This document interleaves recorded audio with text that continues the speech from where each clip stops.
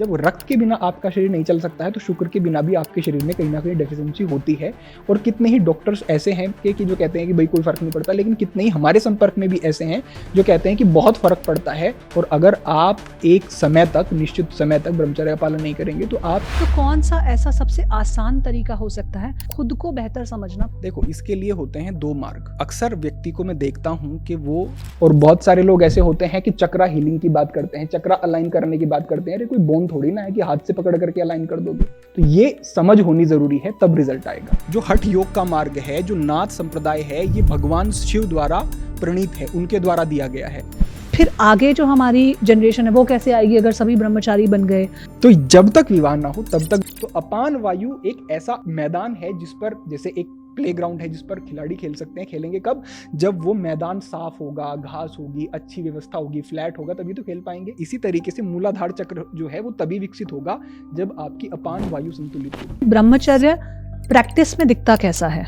ऐसा है कि जबरदस्ती ब्रह्मचर्य हो ही नहीं सकता। क्या इसमें स्त्रियों के लिए कोई जगह नहीं है ब्रह्मचर्य में? ये बहुत सारे प्रश्न मिलते हैं कि स्त्रियों के लिए ब्रह्मचर्य के क्या नियम होंगे। मैं कहता हूँ कि जैसे भी बहुत हाल फिलहाल में हमने IIT बाबा को भी देखा जो काफी पॉपुलर हो गए कुंभ के द्वारा, कि हमारे धर्म में कहीं भी और कभी भी ये नहीं कहा गया है कि किसी चीज को छोड़ करके आप भागें या फिर आप संन्यास मार्ग पे होंगे तभी आप श्रेष्ठ मार्ग पे हैं। ऐसा बिल्कुल नहीं कहा गया है। और अगर आप ये सोचते हैं कि किसी भी तरीके की साधना में आपको सुल्फा पीना मदद कर सकता है तो ऐसा बिल्कुल नहीं। कौन सी एक सबसे बड़ी ट्रांसफॉर्मेटिव हैबिट हो सकती है जो मैं कल से शुरू करूं? इसमें जो सबसे ज्यादा प्रभाव मैंने देखा, अगर मैं बचपन की बात करूं तो चैलेंजिंग भी मुझे लगता था, लेकिन उसने बहुत बड़ा बदलाव जो किया वो है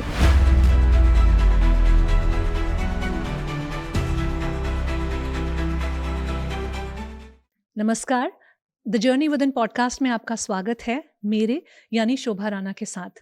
मैं एक इमोशनल इंटेलिजेंस और माइंडसेट कोच हूं और साथ ही इस पॉडकास्ट की होस्ट और क्रिएटर भी हूं। द जर्नी विदिन पॉडकास्ट का एम है कि आपको आपकी द जर्नी विदिन कराने में मदद कर सके, यानी कि आपके अंतर्मन की तरफ यात्रा, अपने खुद को बेहतर समझने की कोशिश, अपने इनर वर्ल्ड से और ज़्यादा अवेयर होने की कोशिश करने में आपकी मदद करा सके। आज हम इस एपिसोड में द जर्नी विदिन करने वाले हैं योग और योग की फ़िलॉसफ़ी के दृष्टिकोण से। हमने पहले भी कई सारे एपिसोड्स योग की फ़िलॉसफ़ी और योग पर बनाए हैं और बहुत ही ज़्यादा अच्छे उनमें इंसाइट्स मिले आप लोगों को और आपने कमेंट्स में लिख के बताया कि किस तरह से उन एपिसोड्स ने आपकी लाइफ को ट्रांसफॉर्म किया है। तो आज का ये एपिसोड भी उसी दिशा में एक कोशिश है। आज हम कोशिश करेंगे योग को बहुत गहरे रूप में समझने की। कौन सी लाइफ की मूल समस्याएं हैं जहाँ पर योग डायरेक्टली हमें मदद कर सकता है, योग और ब्रह्मचर्य में क्या कनेक्शन है और ब्रह्मचर्य की वास्तविकता में ज़रूरत भी क्या है। हमने बहुत आध्यात्म को डीपर लेयर्स में जाकर समझने की कोशिश इस एपिसोड में की है। जब हम योग की बात करते हैं या इनर ट्रांसफॉर्मेशन की बात करते हैं तो क्या उसमें ग्रॉस चीज़ें जैसे कि आहार, हमारा फूड, डाइट, उसका भी कुछ रोल होता है? इन सब चीज़ों को समझने की, स्पिरिचुअलिटी या आध्यात्म को समझने की हमें ज़रूरत भी क्यों है? आज का एपिसोड कुछ इस तरह के सवालों से आपको आपकी ज़िंदगी को झांकने में मदद करेगा। और आज हमारे साथ इस डिस्कशन के लिए हैं योगी वरुणानंद जी, जो कि एक योगा प्रैक्टिशनर हैं, योग अभ्यासी हैं और साथ ही साथ एक योग के टीचर भी हैं। ये अपने यूट्यूब पेज के द्वारा बहुत सारी लोगों को योग सिखाने की और उनमें उनकी चेतना को जगाने की कोशिश कर रहे हैं। साथ ही साथ इनका खुद का जो अनुभव है योग की यात्रा में वो कई कई सालों का है। लगभग 12-15 साल से ये योग के मार्ग पर चल रहे हैं और जो एक पूरी जर्नी होती है, जिस तरह से आप गुरुकुल में जाते हैं, वहाँ शिक्षा लेते हैं, गुरुओं के साथ काम करते हैं और अपने आप के अंदर ट्रांसफॉर्मेशन और बदलाव क्रिएट करते हैं, वैसी कुछ इनकी जर्नी रही है। तो चलिए आज के इस एपिसोड में योग का दर्शन करते हैं एंड अपने आप को बेहतर समझने की कोशिश करते हैं विद योगी वरुणानंद जी।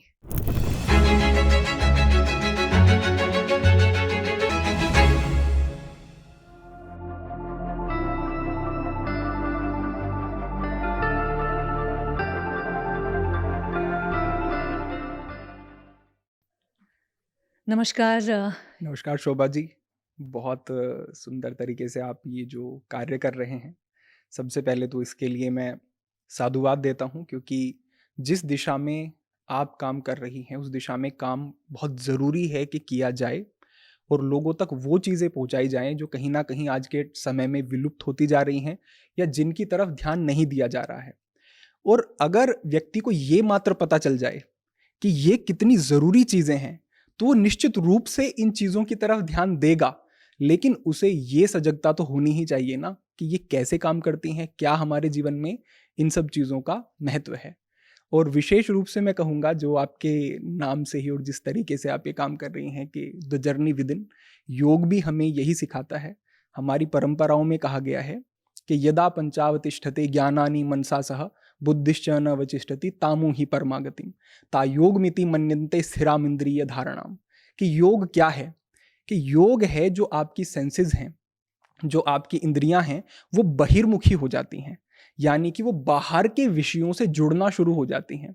जो बाहर से उन्हें मिलता है उसी को वो सुख समझने लगती हैं।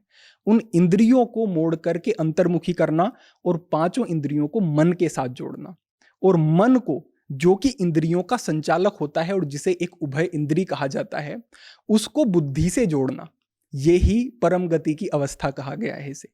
तो जो ये जर्नी विदिन जो एक शब्द है, इसमें हम अगर बात करें तो ये अंतस की यात्रा है, और योग का जो मूल आधार है वो भी अंतस की यात्रा ही है।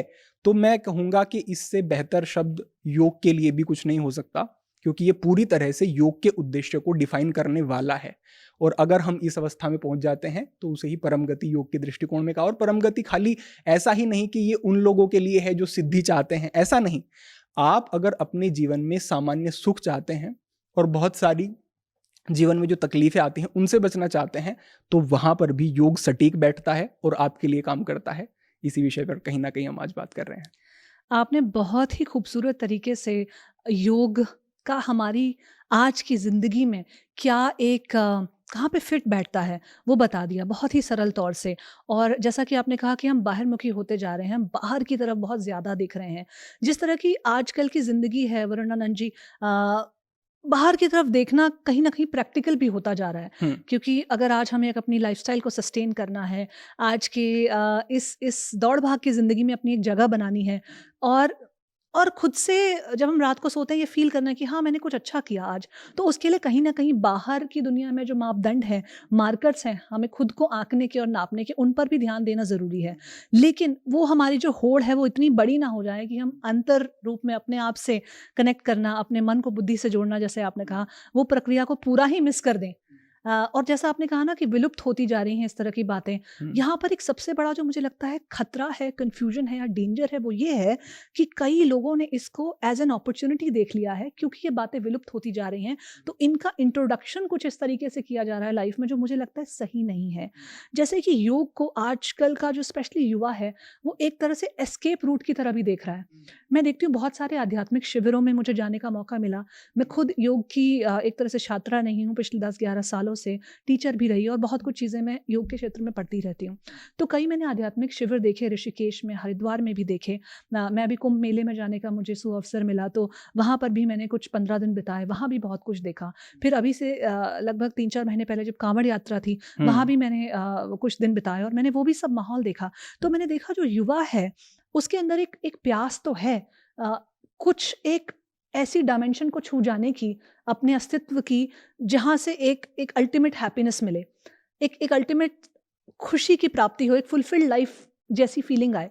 लेकिन वो इस अध्यात्म को एक ऐसे मार्ग की तरह भी यूज़ कर रहा है कि अपनी ज़िंदगी की जो ज़िम्मेदारियाँ हैं या जो आज की बैटल्स हैं, परेशानियाँ हैं, उनसे भागने के लिए। जैसे भी बहुत हाल-फिलहाल में हमने आईआईटी बाबा को भी देखा, जो काफ़ी पॉपुलर हो गए कुंभ के द्वारा।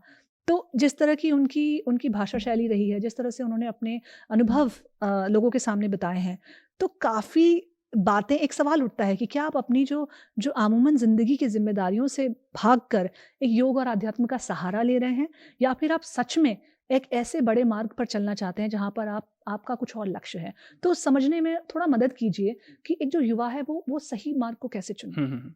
यहाँ पर आपके 2 प्रश्न हो जाते हैं मेरे अनुरूप। पहला प्रश्न जो आपने कहा कि इन चीज़ों से जुड़ना भी तो ज़रूरी है। जीवन यापन के लिए व्यक्ति को प्राथमिक आवश्यकताएँ हैं, उसका घर चलाने के लिए आवश्यकता है, उसके अपने जीवन की आवश्यकताएँ हैं, और कहीं न कहीं व्यक्ति एक अच्छा जीवन जीना चाहता भी है। तो इसे हम आध्यात्मिक दृष्टिकोण से कैसे देखें? यहाँ पर मैं सबसे पहले ये कहना चाहूँगा कि हमारे धर्म में कहीं भी और कभी भी ये नहीं कहा गया है कि किसी चीज को छोड़ करके आप भागें या फिर आप संन्यास मार्ग पे होंगे तभी आप श्रेष्ठ मार्ग पे हैं, ऐसा बिल्कुल नहीं कहा गया है। और जो ये एक अवधारणा बनती जा रही है कि ये जो अध्यात्म का मार्ग है, ये योग का मार्ग है, ये योगियों के लिए है या जो विरक्त हो गए हैं उनके लिए है, ये सामान्य व्यक्तियों को अध्यात्म से काटता है। ये उन्हें ऐसा अनुभव कराता है कि हम इसके लिए योग्य नहीं हैं, हम यहाँ पर इस स्थान पर फिट नहीं होते हैं। और इसी वजह से कहीं ना कहीं युवा पीढ़ी अध्यात्म से और योग से नहीं जुड़ पा रही है। भगवान ने स्वयं गीता में कहा है कि यत् सांख्य प्राप्यते स्थानम तद्योगैरपि गम्यते एकम सांख्यम च योगम च य पश्यति स पश्यति। यानी कि जहां पर एक अध्यात्म के उस शिखर पर एक संन्यास का मार्ग पालन करने वाला या विरक्ति का मार्ग पालन करने वाला पहुंचेगा, वहीं पर एक गृहस्थ का मार्ग पालन करने वाला भी पहुंचेगा, क्योंकि अंत जो है वो एक ही है, उद्देश्य जो है वो एक ही है, वो नहीं बदलता है। एकम सत विप्रा बहुता वदंती, एक ही सत्य को विद्वानों ने अलग अलग तरीके से कहा है, तो उद्देश्य तो एक ही हो गया ना। अब उस उद्देश्य तक पहुंचने के मार्ग अलग अलग हो गए हैं। हमारे यहाँ पर 4 आश्रम बताए गए हैं कि भाई पहला तो आपका ब्रह्मचर्य आश्रम होगा, दूसरा गृहस्थ होगा, तीसरा वानप्रस्थ होगा और चौथा संन्यास होगा। तो यहाँ पर कहा यह गया है कि अगर एक व्यक्ति ब्रह्मचर्य आश्रम में है, एक बालक है, तो उसे तो अपनी इंद्रियों पर नियंत्रण रखना है और ब्रह्मचर्य का पालन करना ही है। लेकिन ब्रह्मचर्य का पालन करते करते अगर वो इस वैराग्य की स्थिति तक पहुंच जाता है कि उसकी किसी भी भोग सामग्री से विरक्ति हो जाती है, तो वो सीधा ब्रह्मचर्य से संन्यास के मार्ग में आ सकता है। अपने आप विरक्ति हो, वो ऐसी कोई अपॉर्चुनिटी देख करके संन्यास में ना चला जाए कि यहाँ तो मुझे कोई पद मिल रहा है, यहाँ पर मुझे कोई गद्दी मिल रही है, यहाँ पर मैं मठाधीश बन रहा हूँ, या फिर कुछ ऐसी चीजें करने की फ्रीडम मिल जाए। जैसा मैंने देखा, ये बहुत ही दुख के साथ मुझे कहना पड़ रहा है, लेकिन आध्यात्म के जो शिविर हैं वहाँ पे कुछ तरह का नशा, कुछ तरह का एक मिस डायरेक्शन भी है। और जो यूथ बहुत ज्यादा कनेक्ट करता है कि गुरुजी तो चिलम पीते हैं, गुरुजी तो ये करते हैं, तो इसीलिए चलो अभी क्योंकि मैं 17, 18, 19 वर्ष का हूँ, 20, 25 वर्ष का हूँ, तो इन चीज़ों में रुचि भी ज़्यादा होती है। तो इस वजह से भी वो कहते हैं कि हम तो ब्रह्मचारी हैं जी, हम गुरुजी को फॉलो कर रहे हैं। एक मैंने वो भी एक ट्रेंड जैसा देखा है। हाँ बिल्कुल। और अगर हम इस तरीके से योग को और अध्यात्म को देखने लगेंगे कि भाई आप अपनी इंद्रियों के विषयों में और ज़्यादा लग गए, यानी कि एक व्यक्ति जो एक युवा है, अगर वो घर पे है और वो अपने माता पिता के सामने सिगरेट फूंकता है तो उसे रोका जाएगा कि अरे क्या कर रहे हो, शायद वो उसे ताड़न भी करें, शायद उस पर मार भी पड़ सकती है। लेकिन एक बाबा के यहाँ छोटा सा बच्चा वो सुल्फा पी रहा है, उसे कुछ नहीं कहा जा रहा है, उसे सोचा जा रहा है कि भाई ये तो इनका मार्ग है। भाई मार्ग तो कहीं भी नहीं है। जो हठ योग का मार्ग है, जो नाथ संप्रदाय है, ये भगवान शिव द्वारा प्रणीत है, उनके द्वारा दिया गया है। और अगर आप ये सोचते हैं कि किसी भी तरीके की साधना में आपको सुल्फा पीना मदद कर सकता है, तो ऐसा बिल्कुल नहीं। आपको बड़ी ही सचेत होकर के, सावधान होकर के इस मार्ग पर चलना पड़ता है, क्योंकि आप अपने विचारों पर दृष्टि रख रहे हैं। इसे मैं एक उदाहरण से कहूं तो आपके मन का एक चेतन स्तर है, एक अवचेतन स्तर है। आप यहां पर जो भी कुछ देख रहे हैं, एक व्यक्ति है, हमारे दर्शक हैं जो कि फोन के माध्यम से इस पॉडकास्ट को देख रहे हैं, माइक काम कर रहा है। चेतन स्तर पर वैज्ञानिकों ने कुछ चीजों को ऑब्जर्व किया और उस ऑब्जर्वेशन के परिणाम स्वरूप उन्होंने इन यंत्रों का निर्माण किया। ये चेतन स्तर पर है। लेकिन सभी को पता है कि चेतन स्तर छोटा है और अवचेतन स्तर बहुत बड़ा है। हमारे योगियों ने अवचेतन स्तर पर होने वाली घटनाओं को और जो बदलाव होते हैं उनको देखा, उन पर ध्यान दिया और तब ये योग मार्ग हमें दिया है। हम ध्यान कहाँ देते हैं? अवचेतन स्तर पर क्या हो रहा है, हम ध्यान ही नहीं देते हैं। अवचेतन स्तर मतलब सबकॉन्शियस माइंड, बिल्कुल। चेतन स्तर मतलब कॉन्शियस माइंड, बिल्कुल। अब अगर एक व्यक्ति को बहुत क्रोध आता है तो ये कहेगा मैं बहुत क्रोधी हूं, लेकिन कभी वो एकांत में कमरे में बैठ करके जब उसे क्रोध आता है ये समझने की कोशिश नहीं करेगा कि क्रोध क्यों आ रहा है। अगर वो देखे तो कहीं ना कहीं वो अपने अवचेतन पर काम कर रहा है, वो उस इमोशन को सप्रेस नहीं कर रहा है। क्योंकि किसी भी चीज को चेतन स्तर पर अगर आप दबा देंगे तो आप अभिनय कर रहे हैं, क्योंकि आंतरिक तल पर आप क्रोधी ही बने हुए हैं, लेकिन ऊपर से आपने उसे दबा दिया तो आपका स्वभाव बदला नहीं, बल्कि आप जो वो दबाव दे रहे हैं उसके कारण आपका जो वो क्रोध है अंदर ही अंदर और पलेगा और उसका एक ऐसा विस्फोट होगा कि आपसे वो कोई जघन्य अपराध करा सकता है। यहां तक कि जितने भी तनाव की स्थितियां आज बनी हुई हैं वो क्यों बनी हुई हैं? क्योंकि व्यक्ति ध्यान नहीं दे रहा है कि ये तनाव हुआ क्यों। आप देखें कि जितने भी तनाव में, और मैं तो क्योंकि इन विषयों पर काम करता हूं, डिप्रेशन पे, एंजाइटी पे, कितने हमारे पास लोग आते हैं, जितने भी लोग ये तनावग्रस्त हैं, वास्तव में जो मूल में तनाव का कारण है वो ऑथेंटिक कारण है ही नहीं। एक माता है, उसका पुत्र गुजर जाता है, उसके लिए उससे बड़ा आघात जीवन में और हो ही नहीं सकता। और मेरे संपर्क में ऐसी बहुत सारी माताएं हैं जिनके पुत्र आज नहीं है, लेकिन वो ठीक ठाक जीवन जी रही हैं। एक जैसा ठीक जीवन होना चाहिए और जैसी मनोस्थिति ठीक होनी चाहिए वैसी है। उससे बड़ा आघात कोई नहीं हो सकता। एक माता का उसका पुत्र नहीं रहा लेकिन फिर भी वो डिप्रेशन में नहीं गई। अगर एक बड़ा आघात जीवन में जो मिला है वही डिप्रेशन में चले जाने का कारण होता तो वो डिप्रेशन में जानी चाहिए थी। और एक व्यक्ति छोटा सा के पूछे कि कारण क्या है अभी डिप्रेशन का, कि अरे बहुत विचार आते हैं, मेरे विचार मुझे बहुत परेशान करते हैं, मैं एक चीज को पकड़ लेता हूं तो उसे सोचता रहता हूं, ओवर थिंकिंग कर रहा हूं। क्यों हो रही है? उसके जीवन में कोई बड़ा कारण नहीं है, क्योंकि उसने अपने अवचेतन मन में इकट्ठा हुए कचरे को बैठ करके देखने की कोशिश नहीं की है, इसीलिए उसने बड़ा रूप धारण कर लिया और आज उसे वो डिप्रेशन में घेरे हुए है। हमारे योगियों ने जो काम किया वो अवचेतन स्तर पर काम किया और वहां से उन्होंने जो मार्ग दिया वो योग मार्ग है। और किसी भी चीज को ऑब्जर्व करने के लिए सजगता चाहिए। सजगता के बिना ऑब्जर्व नहीं कर सकते आप। जो चेतन स्तर पे मैंने कहा ये सारे निर्माण हुए हैं सजगता से हुए हैं। तो आप कैसे सोच सकते हैं कि आप मदहोश होकर के, आप सुट्टा लगा करके, आप बीड़ी पी करके और नशे करके आप क्या किसी भी तल पर अंतस की यात्रा में प्रवीण हो सकते हैं, आप आगे बढ़ सकते हैं? बिल्कुल नहीं। बस हमने देखी सुनी चीजों को सही समझ लिया और उन्हीं लोगों को हमने विरक्त समझ लिया जो सुल्फा पीते हैं, बल्कि ऐसा कुछ नहीं है। इस कॉन्वर्सेशन में आगे जाने से पहले आपसे ये अनुरोध है कि कृपया चैनल को सब्सक्राइब कीजिए, लाइक, कमेंट और शेयर कीजिए ताकि यूट्यूब के एल्गोरिदम्स हमें और भी लोगों तक पहुंचने में मदद कर सकें। जब आप ऐसा करते हैं तो आप एक तो मुझे बहुत बढ़ावा देते हैं कि मैं हफ्ते दर हफ्ते ये काम कंसिस्टेंसी से आपके लिए कर सकूं। दूसरा, आप हमें और भी बहुत सारे गेस्ट को बुलाने में मदद करते हैं, क्योंकि जब बहुत ज़्यादा लोगों तक कॉन्वर्सेशंस पहुंचती हैं तो आसान हो जाता है और भी गेस्ट को यहाँ पर लेकर आना। यकीन मानिए ये काम आसान नहीं है, हफ्ते दर हफ्ते कंसिस्टेंटली यहाँ पर शो करना। हम लगभग 120 एपिसोड्स अब तक रिलीज़ कर चुके हैं और हर एपिसोड एक डीपर इनर ट्रांसफॉर्मेशन की बात करता है। तो मैं आपसे ये भी कहना चाहूँगी कि बाकी एपिसोड्स को भी देखिए, वहाँ भी आपको अपने बहुत सारे सवालों के जवाब मिलेंगे। और अब क्योंकि आपने चैनल को आई होप अब तक सब्सक्राइब, लाइक, कमेंट और शेयर कर दिया होगा, तो चलिए बढ़ते हैं आज के इस पॉडकास्ट में। जब आप बहुत यंग होते हैं, एक युवा अवस्था में, इस तरह की चीज़ें आपको लिबरेशन जैसी लगती हैं, क्योंकि अगर हम अल्टीमेट गोल की बात करें, योग का क्या है, जो निर्वाण है, कैवल्य है, अगर मैं योग दर्शन की भाषा में बात करूं जिसको लिबरेशन कहा जाता है, तो युवाओं को लगता है कि मैं तो पूरा लिबरेट हो गया हूं, क्योंकि मैं ऐसी कुछ एक्टिविटी कर रहा हूं तो मैं किसी और स्तर पर या किसी और प्लेन पर जो मेरा माइंड है वो चला गया है, तो मैं इस प्लेन से उठ गया हूँ, मैं लिबरेट हो गया हूँ, तो मुझे वो वाली फीलिंग आ रही है। ये कन्फ्यूज़ कर दिए है लोगों ने दो चीज़ों को। तो हम यहाँ दो स्तरों पर बात करें, दो लेवल्स पर बात करें। एक तो है चेतन स्तर, कॉन्शियस लेवल, एंड एक है अवचेतन स्तर, सबकॉन्शियस लेवल। तो आप कह रहे हो कि जो ये इमोशंस हैं हमारे, जैसे कि गुस्से की हमने बात की, एंगर की बात की, जेलेसी की बात करें, जलन की बात करें, ईर्ष्या, रिजेंटमेंट, मन के अंदर बातें रखना दूसरों के लिए, जिनको हम अमूमन तौर पर नकारात्मक इमोशंस की तरह, नेगेटिव इमोशंस की तरह देखते हैं। आप कह रहे हो ये इमोशंस जो हैं वो चेतन स्तर पर हैं, जो दिख रहे हैं, जो जैसे अभी हो रहे हैं, घटित हो रहे हैं। और एक इसका एक अवचेतन स्तर है, एक सबकॉन्शियस लेवल है, जहाँ पर कुछ और ही कहानी है। बिल्कुल बिल्कुल। तो हमारी लाइफ में जो ऊपर-ऊपर जो हमें इमोशंस दिख रहे हैं, जिनकी वजह से बहुत सारी गुत्थियों में हम उलझ गए हैं। गुस्से की वजह से, लालच की वजह से, मोह की वजह से, अटैचमेंट, इन सब की वजह से बहुत सारे हम ऐसी चीज़ों में फँसते जा रहे हैं लाइफ की प्रॉब्लम्स में, जहाँ से हमें लगता है कि there is no way out. इतना गुस्सा कर देते हैं कि चीज़ें आस-पास खराब हो जाती हैं। इतना लालच कर लेते हैं कि पता नहीं चलता कि कब रुकना है। जो हमने बात की पहले की बाहर की दुनिया में भी देखना बहुत ज़रूरी है, लेकिन कब रुकना है वो नहीं पता होना।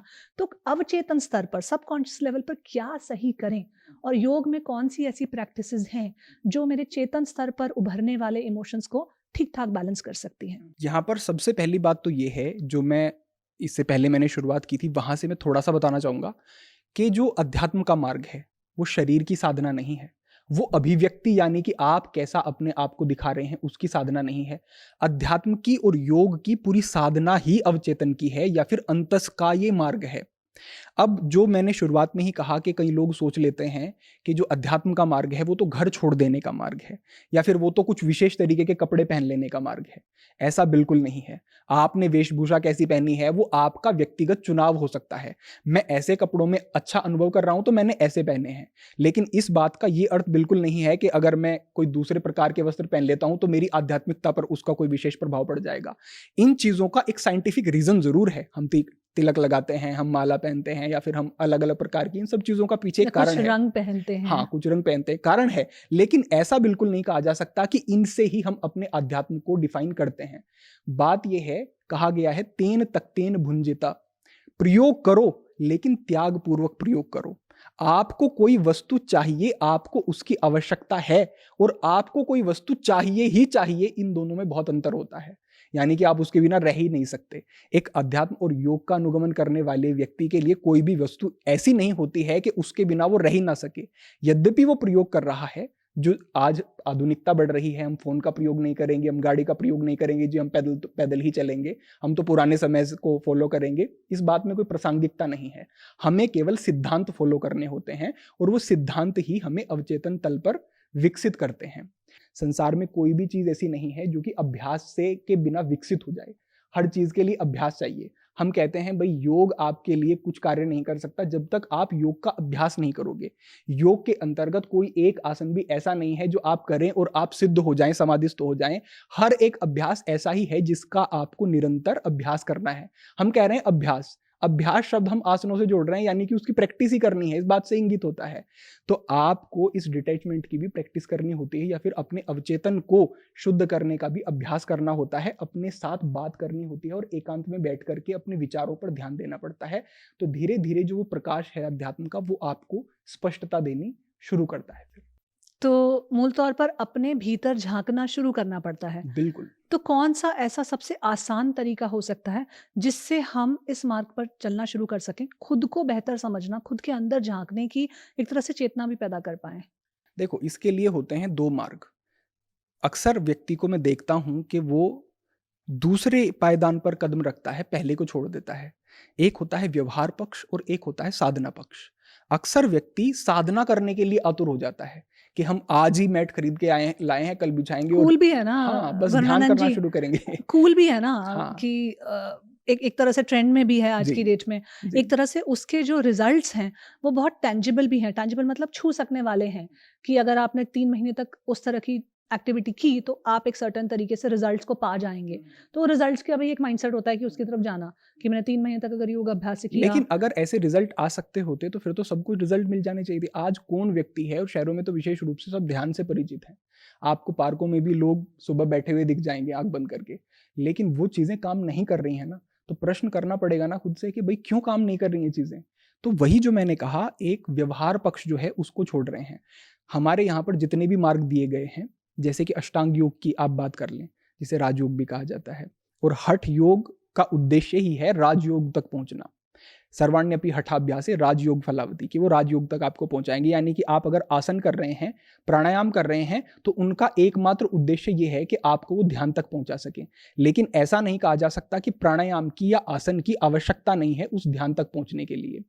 अष्टांग योग की बात करें तो यम, नियम, आसन, प्राणायाम, प्रत्याहार, धारणा, ध्यान, समाधि, ये है। यम के अंतर्गत अहिंसा, सत्य, अस्तेय, ब्रह्मचर्य, परिग्रह, शौच, संतोष, तप, स्वाध्याय, ईश्वर प्रणिधान, ये एक मार्ग है। और इसको जब व्यक्ति के अंदर जिज्ञासा होती है ना, तो कोई भी, ये कोई ऐसा नहीं है दुर्लभ है, सब चीजें उपलब्ध हैं। थोड़ा सा सर्च करेगा तो उसे मार्ग मिल जाएगा। यानी कि उसे एक ब्लूप्रिंट मिल गया कि मुझे कैसे साधना करनी है। अब एक व्यक्ति अगर ये सोचता है कि यम का पालन नहीं करूंगा जी, नियम का नहीं करूंगा, सीधा मैं ध्यान ध्यान करूंगा, तो करूंगा। नॉट पॉसिबल, हो ही नहीं सकता है। अगर वो सोचेगा कि मैं प्राणायाम को छोड़ देता हूं, आसन को छोड़ देता हूं, ध्यान कर लेता हूं, हो ही नहीं सकता है। या मैं सीधा प्रत्याहार तक पहुंच जाता हूँ। हो ही नहीं सकता है, असंभव है। ऐसा आपको इन पूरे प्रोसेस में इन्वॉल्व होना ही पड़ेगा। इस पर भी मुझे एक छोटा सा दृष्टांत याद आता है कि एक बार एक युवक होता है, मोहन नाम का।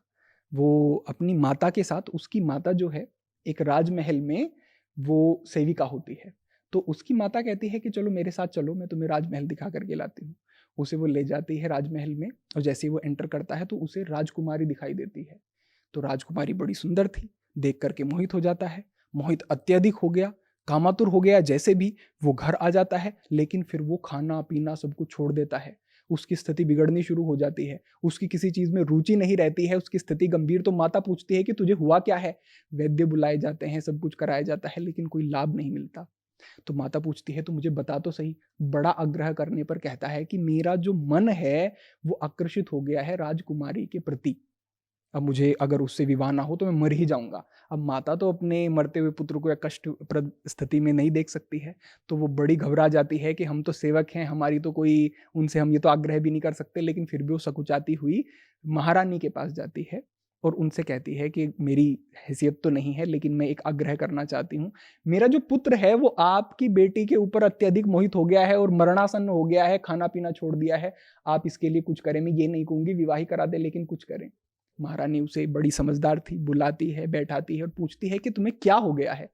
कि मुझे राजकुमारी से प्यार हो गया है। कि तुम्हें राजकुमारी की किस चीज से प्यार हुआ है? तुमने उनसे बात नहीं की, उनका व्यवहार नहीं देखा, उनका शील नहीं देखा, उनके गुण नहीं देखे, किस चीज से प्यार हुआ? तो वो कहता है कि मुझे तो, क्योंकि वो सोच में पड़ जाता है, क्योंकि बात तो की नहीं है, कि मुझे उनकी आंखें बहुत अच्छी लगती हैं, मुझे उनका मुखमंडल बहुत अच्छा लगता है, उनकी ऐसी मुझे सारा शारीरिक सौष्ठव अच्छा लगता है। तो वो समझ जाती है कि इसका आकर्षण मात्र है, कि चलो मैं तुम्हारा विवाह राजकुमारी से करा दूंगी, लेकिन तुम्हें 1 वर्ष देना होगा। 1 वर्ष जैसे मैं कहूंगी वैसे रहना होगा, और 1 वर्ष के बाद तुम्हारी परीक्षा होगी। अगर परीक्षा में उत्तीर्ण हो जाते हो तो राजकुमारी से विवाह करा दिया जाएगा। तो कहा जाता है कि एक कक्ष है, एक कमरा है, उसमें रहो, उससे बाहर नहीं जाना है, और यहाँ पे जो कोई आवेगा उनकी बात को सुनना है, और जो कहा जाएगा वो करना है। परीक्षा भी होगी। अब परीक्षा होनी है तो वो सोच में पड़ जाता है कि भाई ध्यान देना पड़ेगा। शुरुआत में अरुचि से ध्यान देता है, शुरुआत में रुचि नहीं है, लेकिन जो आ रहा है, आचार्य आ रहे हैं, ऋषि आ रहे हैं, जो भी आ रहे हैं उनकी बातें सुनता है, और क्योंकि परीक्षा होगी सब चीजों का ध्यान देता है। 1 वर्ष बीत जाता है, दोबारा उसे बुलाया जाता है। महारानी उसे बुलाती हैं, पूछती हैं कि तुमने क्या सीखा? उससे बहुत सारे प्रश्न पूछे गए, फटाक से उसने सारी चीजों का जवाब दिया। तो महारानी कहती हैं कि अच्छा, तब तुम अब योग्य हो गए हो, अब तुम्हारा विवाह मैं राजकुमारी से करा देती हूँ। कि कौन राजकुमारी? वो पूछती हैं कि जिससे तुम परेशान थे, जिससे तुम विवाह करना चाहते थे, जिसके बिना तुम रह नहीं पा रहे थे। कि वो तब की बात थी, वो आज की बात नहीं है। मुझे अब समझ आ गया है कि वो मोह था। मुझे अब समझ में आ गया है कि उसमें कोई सार नहीं था। मुझे अब समझ आ गया है कि वहां से मेरा कोई कल्याण नहीं होगा। वास्तव में अगर मैं काम से या मोह से प्रेरित होकर के किसी चीज को प्राप्त कर भी लेता हूं तो वो मुझे काम ही देगी, मोह ही देगी, कल्याण नहीं देगी। और जीवन का उद्देश्य कल्याण को प्राप्त करना है। मुझे अब समझ आ गया है। उसकी अवस्था ऊंची हो जाती है और फिर वो बड़ी साधनाएं करता है और एक बड़ा तपस्वी हो जाता है। वो कैसे हुआ? क्या उसको उस समय पर कहा जाता, जब वो कह रहा था कि मेरी तो आसक्ति रानी के प्रति, महारानी के प्रति, राजकुमारी के प्रति हो गई है, तो क्या उसको ये कहा जाता कि तुम ध्यान करो? संभव ही नहीं था। उसे कहा जाता कि तुम प्रत्याहार की स्थिति में आओ, इंद्रियों को समेटो, संभव ही नहीं था। उसे एक प्रोसेस में डाल दिया गया। शुरुआत में रुचि नहीं थी, लेकिन उसे प्रोसेस को उसने निरंतर फॉलो किया, करता रहा, करता रहा, करता रहा, तो वो एक ऐसी स्थिति में पहुंच गया जो वास्तव में एक योगी की स्थिति होनी चाहिए। इसी तरीके से एक प्रोसेस है। अगर आप ध्यान की बात करें, अगर आप प्रत्याहार की बात करें, इंद्रिय निग्रह की बात करें, तो एक प्रोसेस है। जिस तरीके से उसे एकांत में रखा गया तो आपको एकांत भी चाहिए होगा। जिस तरीके से उसने स्वाध्याय किया तो आपको स्वाध्याय भी करना होगा। जिस तरीके से उसके आचार्य और महापुरुष ही उसके परिवेश में आए तो आपको ध्यान भी देना होगा। ध्यान में प्रगति के लिए कि आपका परिवेश कैसा है, आपके कानों में गलत चीजें तो नहीं पड़ती हैं क्या, आपके आसपास के लोग इस तरीके के हैं जिस ओर आप जाना चाहते हैं उस ओर बढ़ाने वाले हैं या बाधक हैं। उसने बहुत सारी चीजों का ध्यान दिया तो वो एक समय के बाद उस अवस्था तक पहुंच सका। अगर तुरंत वो जाने की कोशिश करता तो संभव ही नहीं था। इसी तरीके से मैं कहता हूं, ध्यान के लिए हमारे पास भी बहुत सारे प्रश्न आते हैं, जिज्ञासाएं आती हैं और लोग आते हैं कि हम कैसे उस अवस्था में पहुंचे।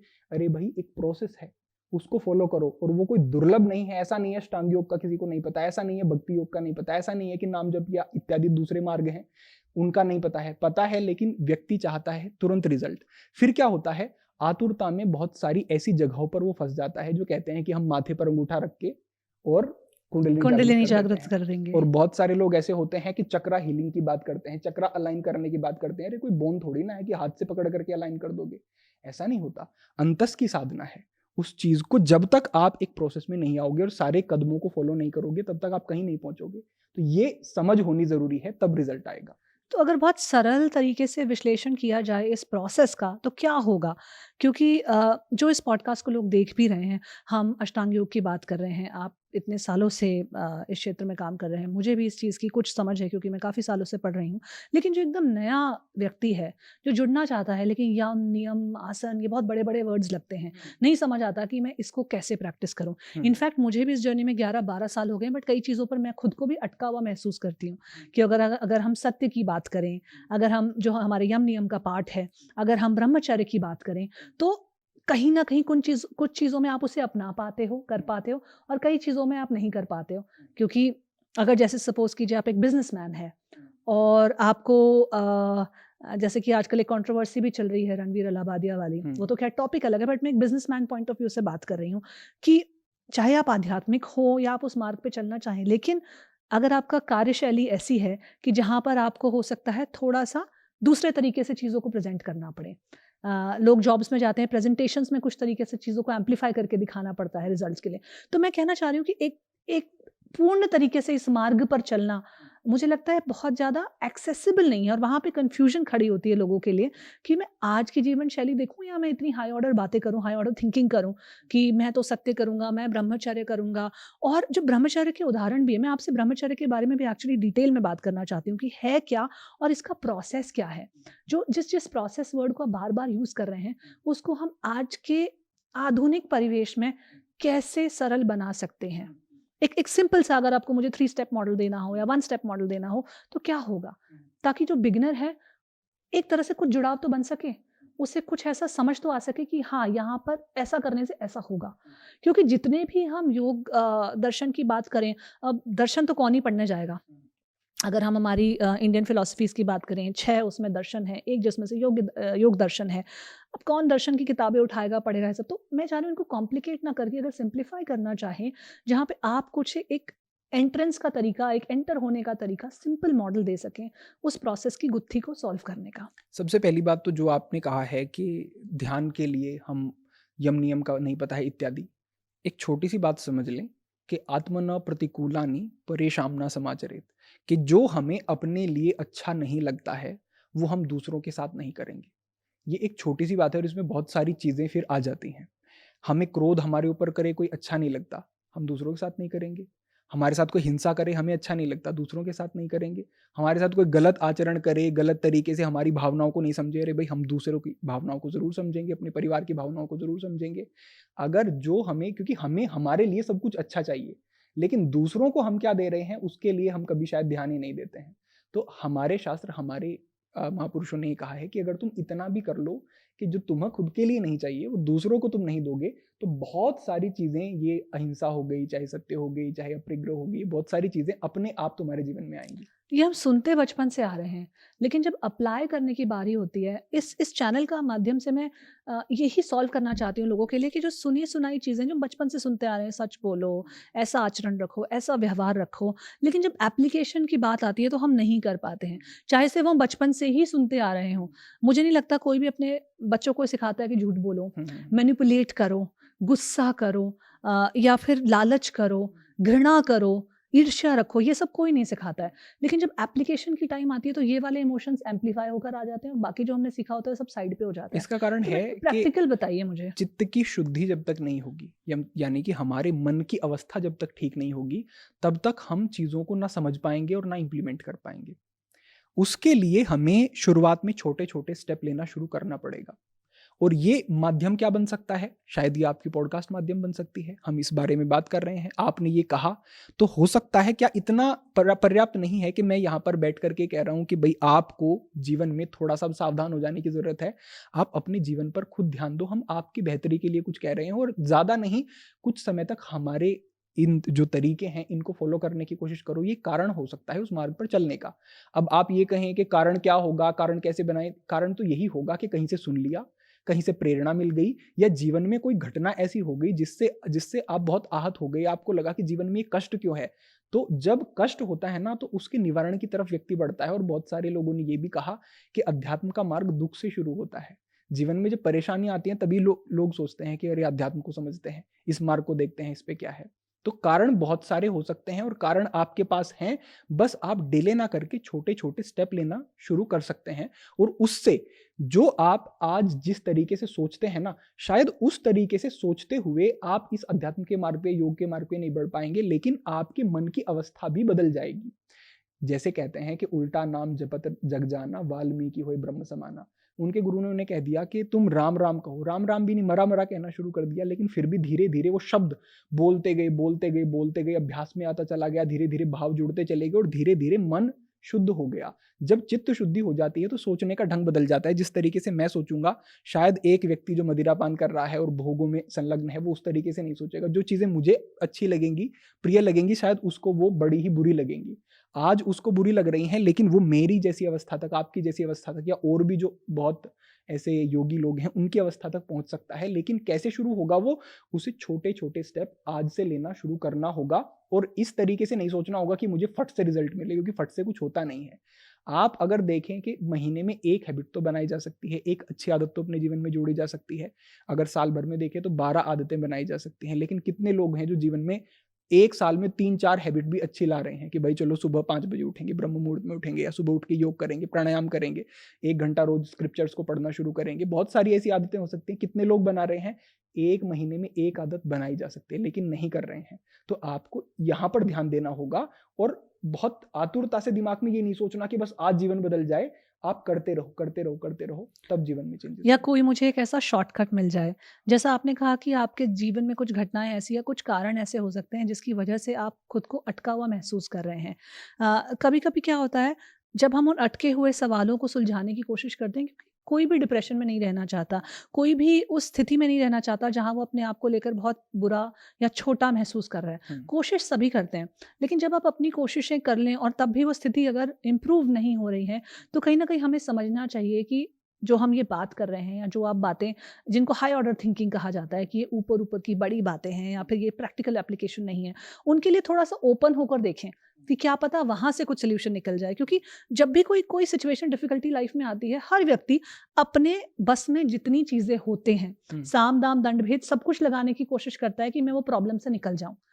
किसी कारणवश अगर आप वहीं पे अटके रहते हैं, तो शायद आपको कुछ ये इस तरह के टूल्स, जैसे कि योग है, जिसको मैं एक टूल कहकर एक बहुत ही सूक्ष्म रूप में एक तरह से मुझे लगता है रिड्यूस कर रही हूँ। लेकिन हाँ, उसको उसको भी एज़ अ कॉन्सेप्ट आप लेकर अपनी लाइफ़ में वहाँ से एंट्री ला सकते हैं। शुरू में कन्फ्यूज़न हो सकता है कुछ समझ में ना आए, हो सकता है कि ये आसन करने से, अपनी श्वासों पे नियंत्रण रखने से क्या फ़र्क पड़ेगा मेरी मानसिक स्थिति पर? हम्म। इस तरह के सवाल आएँ और बहुत परेशान भी करें। लेकिन बाकी और कुछ में भी तो सॉल्यूशन नहीं मिल रहा ना, तो इसको ट्राई करने में क्या क्या बुराई है? तो यहाँ पर मैं आपसे जो अगला सवाल करना चाहती हूँ, वो ये है कि हमारी जो श्वास है, उसका हमारे मानसिक थिंकिंग पर क्या इम्पैक्ट है? इमोशंस पर क्या इम्पैक्ट है? यहाँ पर देखो, सबसे पहली बात तो मैं ये कहूँगा कि परिवर्तन की अगर बात करते हैं, परिवर्तन 2 तल पर होते हैं। हमने प्रयास किया और परिस्थितियाँ बदली या फिर नहीं बदली, एक बात। दूसरी बात ये है कि हमने प्रयास किया और हम बदले या फिर नहीं बदले। ऐसा हो सकता है कि आपने प्रयास किया, जैसे आपने कहा कि एक व्यक्ति तनाव में है, डिप्रेशन में है, वो हर संभव प्रयास करेगा कि चीजें बदलें।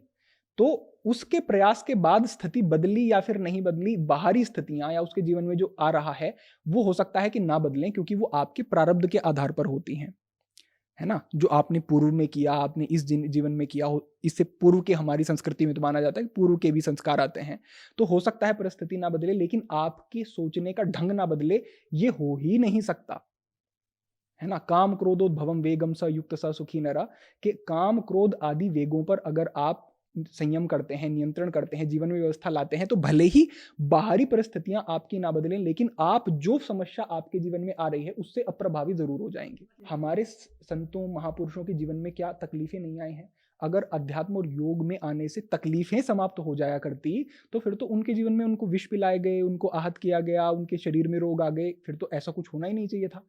परिस्थितियां तो आएंगी, लेकिन आप उनसे अप्रभावी रहेंगे, और ये उदाहरण आपको स्पष्ट दिखेंगे कि अप्रभावी ही रहे हैं जो वास्तव में संत रहे हैं जीवन में, चाहे जितनी भी परेशानियां आई हों।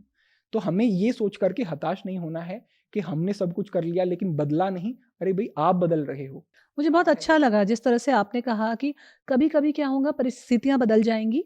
अगर आप लॉस में हैं तो हो सकता है फ़ायदे में आ जाएँ, तो आपकी मनोस्थिति बदल जाए कि चलो अब चीज़ें सुधर गई हैं। और कभी ऐसा होगा कि आप बदलेंगे, परिस्थितियाँ सेम रहेगी। बिल्कुल, बिल्कुल। क्योंकि मैं देखती हूँ बहुत सारे लोग हैं, एक बहुत बड़ा लॉस नहीं प्रोसेस कर पाते हैं, ग्रीफ जिसे हम कहते हैं, एक बहुत ही डीप लेवल ऑफ सैडनेस। अगर आपकी ज़िंदगी से कोई चला गया है या किसी आपके बहुत ही क्लोज्ड वन की मृत्यु हो गई है, कुछ ऐसा इंसिडेंट हो गया है, अब वो वापस नहीं आ सकते, मतलब परिस्थिति तो नहीं बदल सकती, लेकिन आप बदल सकते हैं कि आप उसको फिर अप्रोच कैसे कर रहे हैं अपनी लाइफ में। तो कुछ उस डीपर लेवल पर काम करने की हम बात करते हैं। बिल्कुल। और मुझे लगता है वही सच में जो एक ट्रांसफॉर्मेशन होता है वो होता है इनर ट्रांसफॉर्मेशन जिसे कहा जाता है। आंतरिक मौलिक तौर पर आप क्या परिवर्तन कर सकते हैं, शायद वो एक पक्का परिवर्तन होता है जिसमें परिस्थितियों पर डिपेंडेंट नहीं है आपकी मनोस्थिति। हम बात कर रहे थे श्वासों की कि ब्रेथ का क्या रोल है मनोस्थिति पर। हाँ, तो दरअसल क्या है कि हमारे योगिक मार्ग में तुरंत अगर हमें किसी चीज़ का समाधान चाहिए, तो उसके लिए भी कुछ तरीके हैं और कुछ ऐसे हैं जो सूक्ष्म तलों पर बदलाव लाते रहते हैं। तो जो प्राण है वो 2 तलों पर काम करता है, तो तुरंत आपको रिज़ल्ट दे देगा और एक ये है कि उसका रिज़ल्ट आएगा धीरे-धीरे और आध्यात्मिक उन्नति होगी। आपके शरीर में 5 कोश होते हैं, सभी को पता है। अन्नमय, प्राणमय, मनोमय, विज्ञानमय और आनंदमय कोश आनंदमय होता है। कोश। तो जो आपका जो प्राणमय कोश होता है, वो आपके मनोमय से कनेक्ट होता है।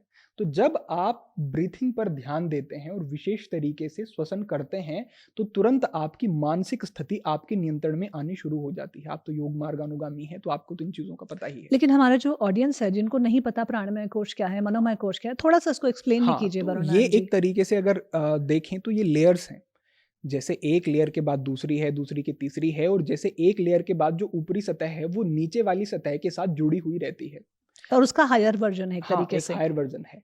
तो अगर हम प्राणमय कोश पर काम करते हैं, तो जो रूट हमारा लेयर जो है। हाँ, वो उस हमारा जो मनोमय कोश है, वो अपने आप उससे प्रभावित हो जाता है। जैसे कोई व्यक्ति है जो कि बहुत गुस्से में आ गया, जो उसे बहुत क्रोध आ गया, तो अपने आप बैठे-बैठे उसकी साँसों की गति तेज़ होनी शुरू हो जाएगी।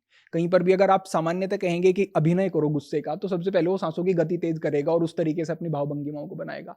क्योंकि वो जो आप जब गुस्से में होंगे, तो साँस आपके तेज़ होंगे। अब इसी तल पर अगर साँसों को धीमा कर दिया जाए, तो जब दिमाग का साँसों पर असर हो रहा है, तो साँसों का क्या मन पर असर नहीं होगा?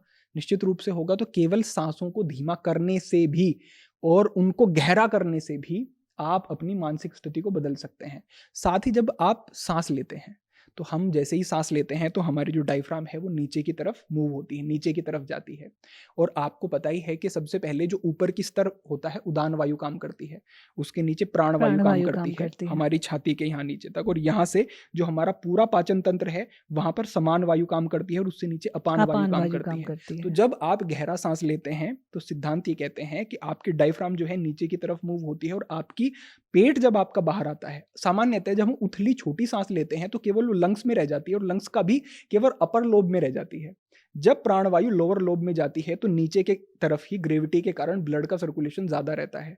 तो गहरी साँस लेने से जो ऑक्सीजन है, वो ब्लड में ज़्यादा जा पाती है और पूरे शरीर में प्राणवायु का स्तर बढ़ता है। साथ ही साथ जब आपकी डायफ्राम नीचे जाती है, तो आपके पाचन में सुधार होता है क्योंकि आपकी समान वायु समान वायु। प्रभावित होती है और वो प्रभाव केवल यहाँ तक नहीं होता। कमर सीधी करके अगर आप गहरा श्वसन करते हैं, तो वो आपकी अपान वायु को भी व्यवस्थित करता है और अपान वायु का जो क्षेत्र है, वहीं पर ही मूलाधार चक्र होता है। रिप्रोडक्टिव ऑर्गन्स के हाँ, आसपास का जो क्षेत्र बिल्कुल, है। जो वो मूलाधार चक्र है, अगर उसको आप स्पंदित करते हैं, तो जितनी भी आपके जीवन में नेगेटिविटी, तामसिकता, जो भी गलत विचार और जितनी भी तरीके की जो नीचे की तरफ खींचने वाले भाव होते हैं, वो तभी आते हैं जब आपका जीवन मूलाधार चक्र के स्तर पर चल रहा होता है। तो अपान वायु एक ऐसा ग्राउंड है, एक ऐसा मैदान है जिस पर जैसे एक प्लेग्राउंड है जिस पर खिलाड़ी खेल सकते हैं, खेलेंगे कब? जब वो मैदान साफ होगा, घास होगी, अच्छी व्यवस्था होगी, फ्लैट होगा, तभी तो खेल पाएँगे। उसके बाद हमें अपने प्लेयर्स चाहिए, वो खेलेंगे। इसी तरीके से मूलाधार चक्र जो है वो तभी विकसित होगा जब आपकी अपान वायु संतुलित होगी। और प्राण वहां तक पहुंचेगा। प्राण वहां तक पहुंचेगा। हमारा तो सामान तक ही नहीं पहुंच पा रहा। हाँ, तो आप जब ये गहरा श्वसन करते हैं, तो आपका जो समान वायु और अपान वायु प्रभावित होती है, जिससे कि मूलाधार चक्र भी प्रभावित होता है। और जब हम अल्टरनेटिव नोस्ट्रल जो ब्रीथिंग, जो अनुलोम विलोम या नाड़ी शोधन मूल रूप से उसका नाम है, जब ये करते हैं तो होता ये है, जो हमारी पिंगला है और ईड़ा है, लेफ्ट जो हमारा नोस्ट्रल है वो ठंडा होता है, चंद्रस्वर होता है, और राइट नोस्ट्रल हमारी सूर्य स्वर होता है। तो जब हम नाड़ी शोधन प्राणायाम में शुरुआत कहाँ से करते हैं? लेफ्ट नोस्ट्रल से ही हम शुरुआत करते हैं। क्यों करते हैं लेफ्ट से? क्योंकि हमारे जीवन में हमें वास्तव में लेफ्ट नोस्ट्रल की ही ज़रूरत होती है। आज के समय में जो आप देखेंगे, हर व्यक्ति गुस्से में, भाग दौड़ में, ईर्ष्या में, क्रोध में, और बहुत सारे उसके जीवन में ऐसी आफतें हैं जिसकी वजह से ये सारे काम क्या है, राइट नोस्ट्रल को एक्टिवेट करने वाले ऑलरेडी हैं। एक्टिवेटेड है, ज़्यादा ऑलरेडी एक्टिवेटेड हाँ। है। और जो आहार होता है जिसमें मिर्च मसाले ज्यादा होते हैं, स्पाइसी होता है, और ये सारे आहार जो होते हैं ये भी आपके सूर्य स्वर को ही ज्यादा उत्तेजित करते हैं। तो हर एक व्यक्ति को आज के समय में लेफ्ट नोस्ट्रल की जरूरत है कि ये स्वर जो है आपका ज्यादा सक्रिय हो। जब आप नाड़ी शोधन प्राणायाम में राइट बंद करके लेफ्ट से सांस लेते हैं तो वो जो ईड़ा नाड़ी जो है ये नीचे की तरफ जाती है यूं, और ये मूलाधार तक जाती है, और मूलाधार के बाद जब आप सांस को राइट से छोड़ते हैं तो फिर ये यूं आती है। तो आपको लगेगा कि हम अनुलोम विलोम तो यहां से कर रहे हैं, केवल नासिका से ज्यादा से ज्यादा यहां तक फर्क पड़ना चाहिए। आपके स्थूल स्तर पर तो यहीं तक प्रभाव पड़ रहा है, लेकिन जो नाड़ियां गमन करती हैं वो नीचे तक करती हैं और मूलाधार तक पहुंचती हैं। तो केवल नाड़ी शोधन प्राणायाम करने से, क्यों कहा गया है कि 72,000 नाड़ियों की शुद्धि करने के लिए नाड़ी शोधन प्राणायाम करें, ये तो हमारे ग्रंथों में भी है। तो क्यों, कहाँ कहाँ है वो नाड़ियां? वो इसी तरीके से है कि जो आपकी नाड़ियां हैं वो पूरे शरीर में फैली हुई हैं, और उन नाड़ियों को, उनमें सूक्ष्म चीज ही जा सकती है, और प्राण से सूक्ष्म कुछ और नहीं हो सकता। तो इसीलिए जब नाड़ी शोधन करते हैं तो प्राणियों, जो नाड़ियों की जो है अशुद्धि दूर होती है, और मूलाधार चक्र भी एक्टिवेट होना शुरू होता है, जिससे मानसिक प्रभाव तुरंत होते हैं। क्योंकि जितने चक्र ऊपर की तरफ जाएंगे उतनी ही मेंटल क्लियरिटी बढ़ती चली जाएगी। जो व्यक्ति मणिपुर चक्र पर जीवन जी रहा है उसका जीवन अलग होगा, जो व्यक्ति मूलाधार पर जी रहा है अलग होगा, जो सहस्त्रधार पर जी रहा है वो तो योगी लोग होते हैं। तो वो एक अलग अलग स्थिति आपकी होती चली जाती है, और ये काम जो आधार है इसका वो आपकी सांस बनती है। थोड़ा सा इस तरीके से इसको समझ सकते हैं। हमने अपान वायु के बारे में अभी बात की वरुण आनंद जी।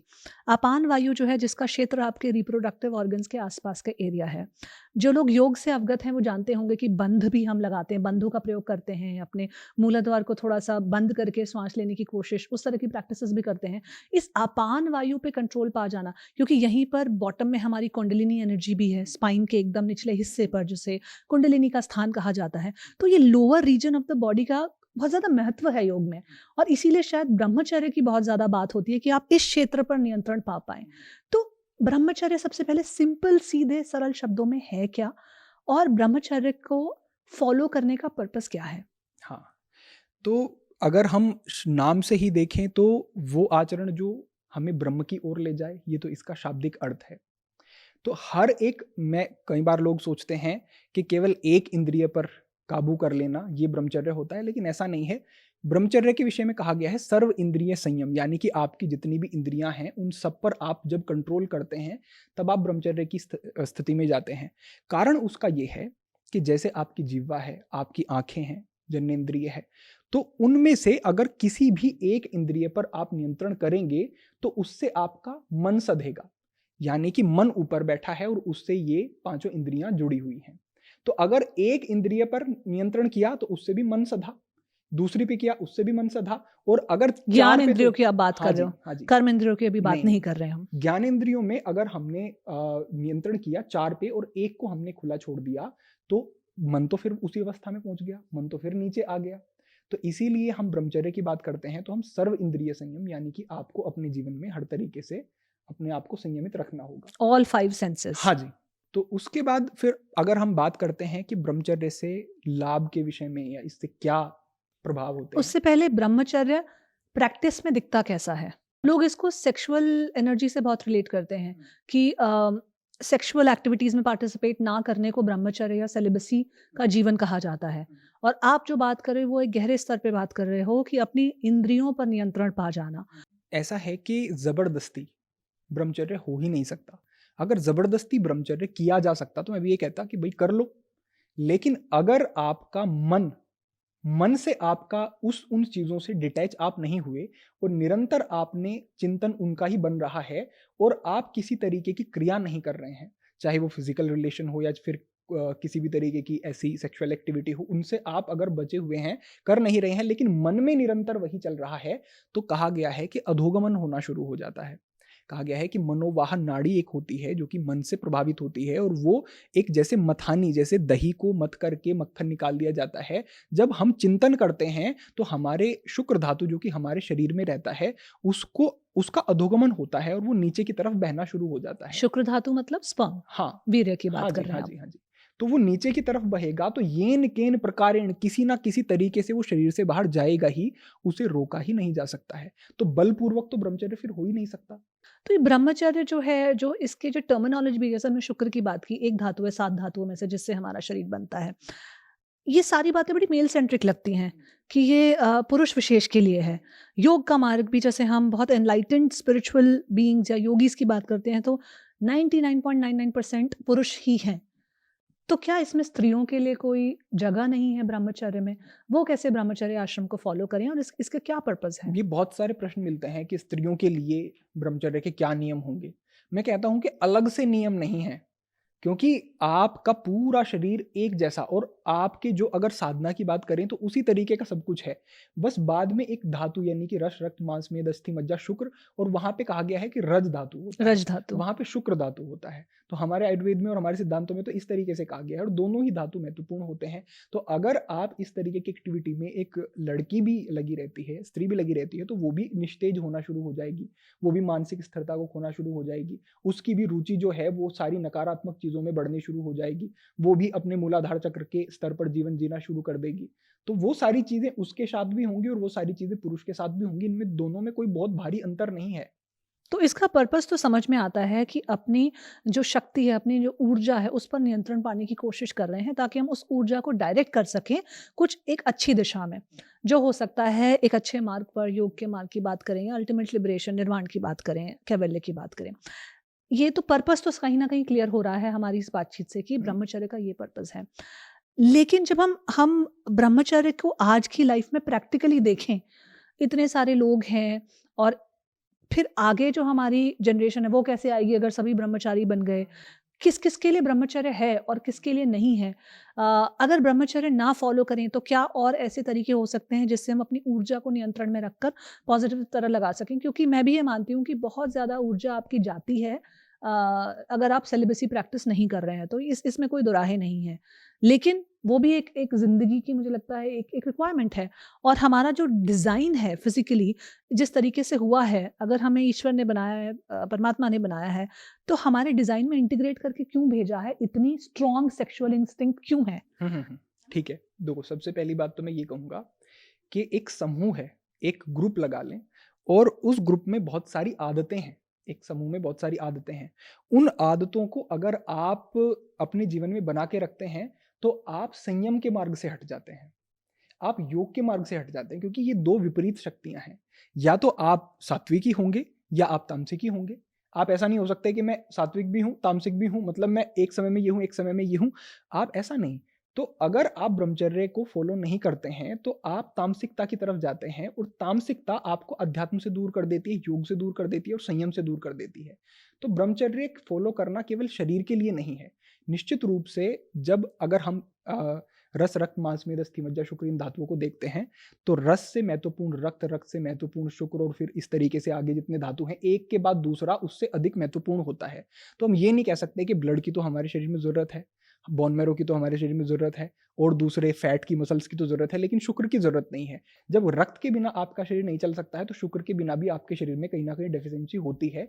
और कितने ही डॉक्टर्स ऐसे हैं मॉडर्न साइंस के कि जो कहते हैं कि भई कोई फ़र्क नहीं पड़ता, लेकिन कितने ही हमारे संपर्क में भी ऐसे हैं जो कहते हैं कि बहुत फ़र्क पड़ता है और अगर आप एक समय तक, निश्चित समय तक ब्रह्मचर्य का पालन नहीं करेंगे, तो आपको बहुत सारी समस्याओं को देखना पड़ सकता है। ये निश्चित समय कौन-सा होता है? निश्चित समय अगर हम आधुनिक पॉइंट ऑफ व्यू से कहते हैं, तो बहुत सारे डॉक्टर कहते हैं कि 90 दिन का समय ऐसा होता है कि 90 दिन के समय में एक जो शुक्र होता है वो मैच्योर होता है एक सर्टेन लेवल तक, जो कि एक सही स्थिति चाहिए जिसमें पूरी तरह से मैच्योर होता है।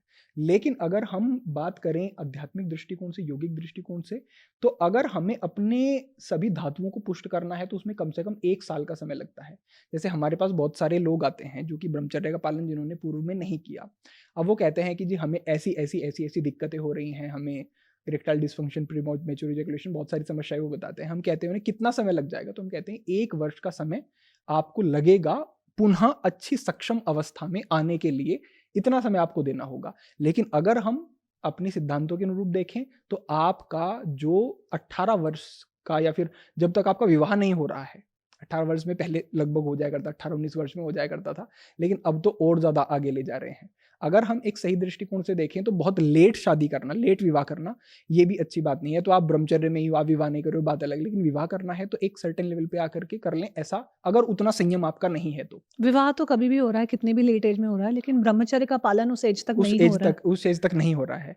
तो जब तक विवाह ना हो तब तक ब्रह्मचर्य का पालन करना ही है, ऐसा कहा गया है। और उसी से फिर वो एक ऊर्जा व्यक्ति के अंदर विकसित होती है, जिसे चाहे वो कुंडलिनी जागरण के लिए लगाए, चाहे वो अपनी किसी दूसरे दिशा में उसे लगाए, लेकिन वो ऊर्जा एक ही है। उसका प्रयोग अलग अलग तरीके से किया जा सकता है। बहुत सारे उदाहरण ऐसे भी हैं जो ब्रह्मचारी रहे और उन्होंने विलक्षण शारीरिक क्षमता को प्राप्त कर लिया, जैसे देवदयानंद सरस्वती।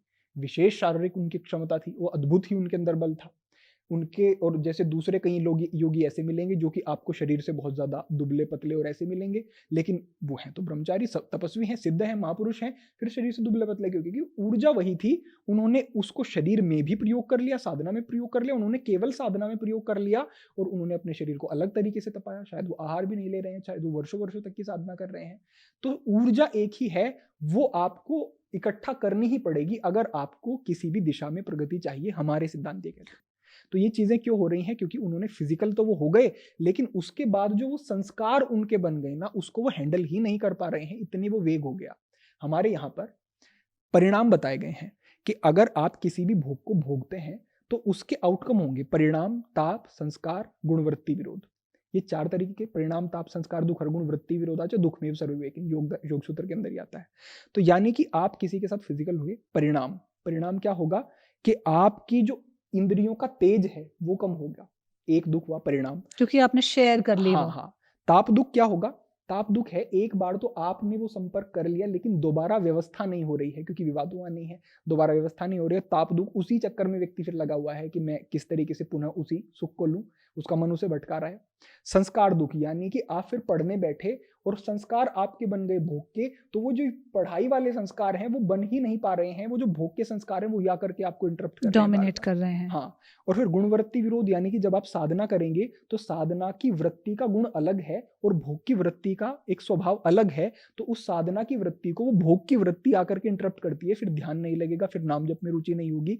इसीलिए लोग कहते हैं कि नाम जप करने बैठते हैं, इतनी जलन होती है कि चाहे हमसे कोई सेवा करा लो, उनके भाव तो हैं, वो मंदिर जाकर के सफाई कर देंगे, सेवा दे देंगे, पैसे का दान कर देंगे, सब कुछ कर देंगे, लेकिन सबसे बड़ी कठिनाई है आंख बंद करके बैठना। स्थिरता से बैठना नहीं हो पाएगा। गुणवृत्ति विरोध, जो आपकी वृत्ति थी वो आपने 24 घंटे वहां लगा करके रखी, जो ये जो योग की वृत्ति है इससे बिल्कुल अलग है। अगर हम इसको पाप, पुण्य या फिर निर्वाण या उन चीजों से भी हटा दें, आपकी स्टेट ऑफ माइंड क्या हो रहा है किसी चीज को जुड़ने के बाद, वो देखना पड़ेगा। और वो भोग का स्टेट ऑफ माइंड बिल्कुल अलग होता है, और किसी भी चीज में जहां आपको फोकस चाहिए उसका स्टेट ऑफ माइंड अलग होता है, और वो फिर रहता नहीं है। वो इंद्रिय सुख आपको फिर खींचते हैं, वो अनुभव खींचते हैं और आप डिस्ट्रैक्ट हो जाते हैं। तो ये एक बड़ा कारण है। तो हमने काफ़ी सारी ना योग दर्शन के बारे में बात की, हमने कुछ मेडिटेशन, अध्यात्म के बारे में बात की, हमने ब्रह्मचर्य के प्रिंसिपल के बारे में बात की। योग एवरीडे लाइफ में कैसा दिखता है, कैसा दिखना चाहिए, कौन सी मानसिक लेवल पर इसका जो काम है वो होता है, योग किस तरह से आपके मनोस्थिति पर प्रभाव डालता है। हमने श्वासों के मूल्य के बारे में भी बात की कि सांस लेना, उसको ठीक करना क्या कितना ज़रूरी है। आई एम श्योर कि लोगों को बहुत कुछ सीखने को मिला होगा इस कॉन्वर्जेशन से।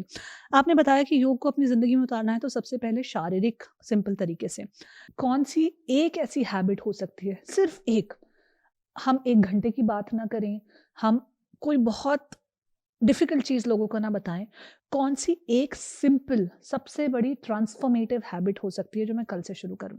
इसमें जो सबसे ज़्यादा प्रभाव मैंने देखा और जहाँ से कहीं ना कहीं मैंने भी शुरू किया शुरुआत में, क्योंकि अगर मैं बचपन की बात करूं तो मेरे लिए वो बहुत चैलेंजिंग भी मुझे लगता था, और ऐसे भी लगता था कि अरे अब ये कैसे क्या शुरू कर दिया। लेकिन उसने बहुत बड़ा बदलाव जो किया वो है सही टाइम पर उठना और उस समय का सही प्रयोग करना। वाह! क्यों ऐसा मैं कह रहा हूँ? क्योंकि अगर मैं थोड़ा सा यौगिक दृष्टिकोण से भी जाता हूँ तो हमारी जो रात होती है वो 4 अलग अलग भागों में बटी हुई होती है। पहला जो होता है वो रुद्रकाल होता है, जो कि 9 बजे से लेकर के रात्रि 6 बजे से लेकर के 9 बजे तक का होता है। दूसरा जो काल होता है राक्षस काल होता है, जो कि 9 बजे से लेकर के 12 बजे तक होता है। उससे अगला काल जो होता है गंधर्व काल होता है, जो 12 बजे से लेकर के 3 बजे तक होता है। और 3 बजे के बाद का समय जो होता है वो मनोहर काल होता है। अगर हम इस चीज को नहीं सुधारते हैं तो होता यह है कि जो राक्षस काल जो कहा गया है ना, ये वाकई बहुत सारी मानसिक अस्थिरता को लेकर के आता है। आज के समय में जो हमारा यूथ है, हमारे जो लोग हैं, उनको जो आदत हो गई है कि फ़ोन चलाएँगे और लेटे रहेंगे, वो फिर 12 बजे तक फ़ोन चला रहे हैं, उसके बाद कहीं जाकर के जो ये राक्षस काल है, इसमें अपने मन को स्थिर रखना भी बहुत कठिन होता है। जो ब्रह्मचर्य के नियम हमारे से पूछे जाते हैं, अब हम जो सबसे पहले कहते हैं, हम कहते हैं कि देर तक फ़ोन का प्रयोग करना या देर तक चैटिंग करना और ये सब चीज़ें करना, ये आपको छोड़नी होंगी, क्योंकि उस समय पर आप मन पर नियंत्रण नहीं रख सकेंगे और गलत तरीके के चित्र देखना, गलत तरीके की बातें करना, बहुत सारी तरीके की गलत आदतें आपके जीवन में आ सकती हैं। तो इस समय पर सो जाना, यानी कि 9 बजे से 10 बजे के बीच में अगर आप सो जाते हैं, तो आप कहीं न कहीं उस टाइम से बच जाते हैं, जो कि आपकी मानसिक अस्थिरता का टाइम था। जो गहरी नींद आपको आती है, वो भी 3 बजे से पहले ही आती है। 3 बजे के बाद जो है, आपकी नींद टूटने लगती है, गहरी नहीं होती है और कई तरीके की समस्याएँ होती हैं। जो अंतिम हमने काल बताया, मनोहर काल जो हमने कहा, उसी में ब्रह्म मुहूर्त का ये समय होता है। तो अगर आपको अपने जीवन में कुछ भी बेहतर लेकर के आना है, तो समय का बहुत बड़ा महत्व है।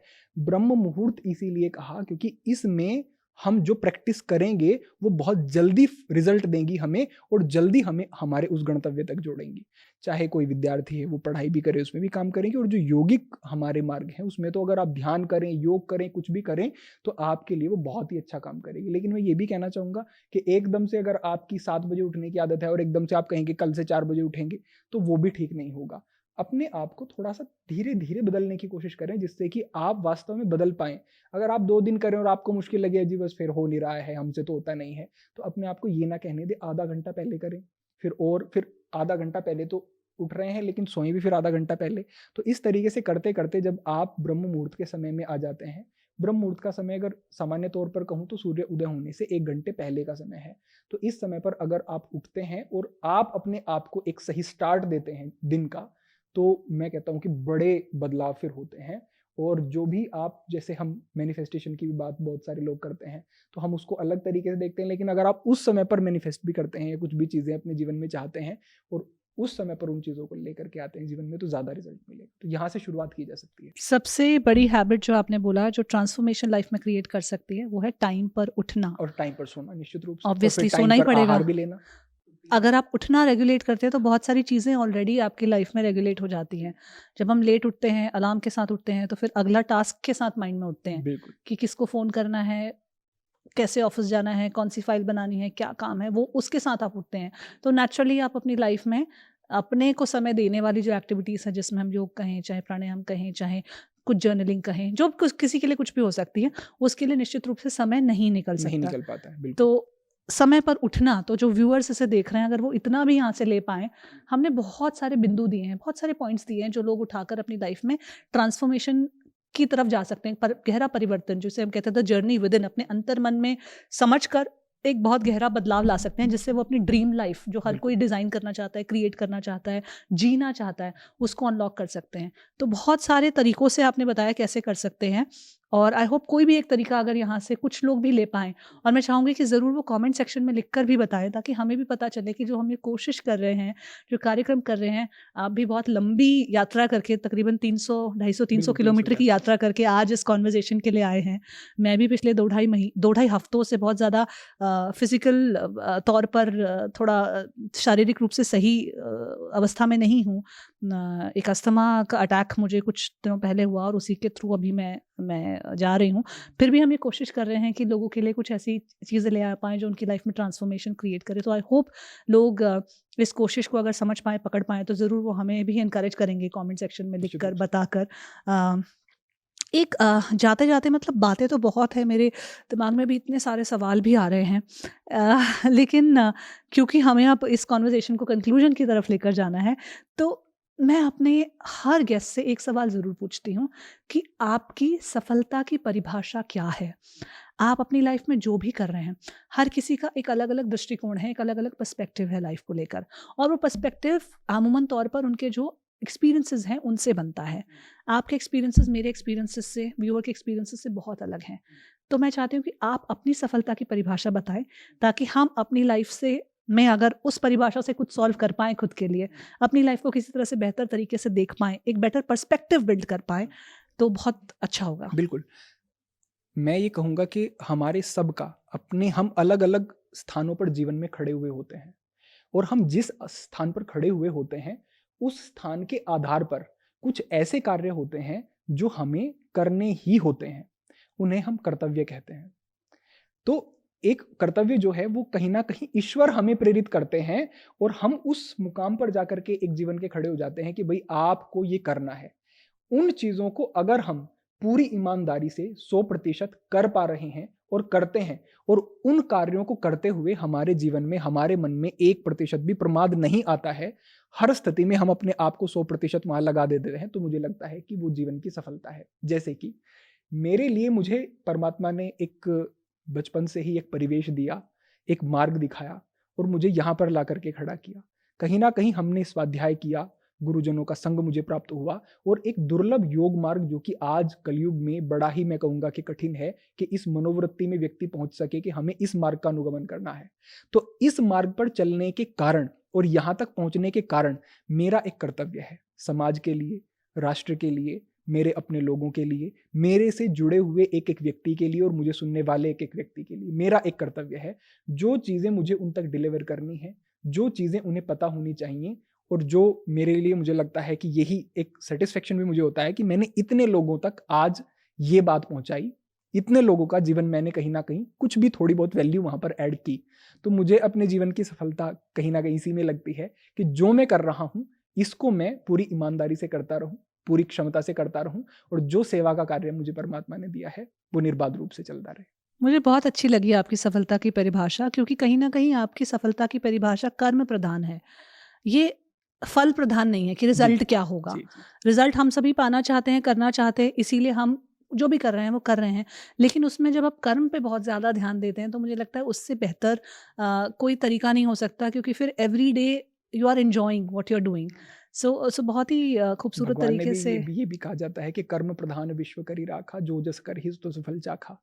कर्म प्रधान विश्व करी राखा यानी कि यहाँ पर हम कई लोग हस्तरेखा में पड़ जाते हैं, कई बार लोग किस्मत में पड़ जाते हैं, कई बार लोग हताश हो जाते हैं, मेरी किस्मत में तो है ही नहीं। भगवान कहते हैं कि मैंने ये जो संसार बनाया है ना, कर्म की प्रधानता से बनाया है।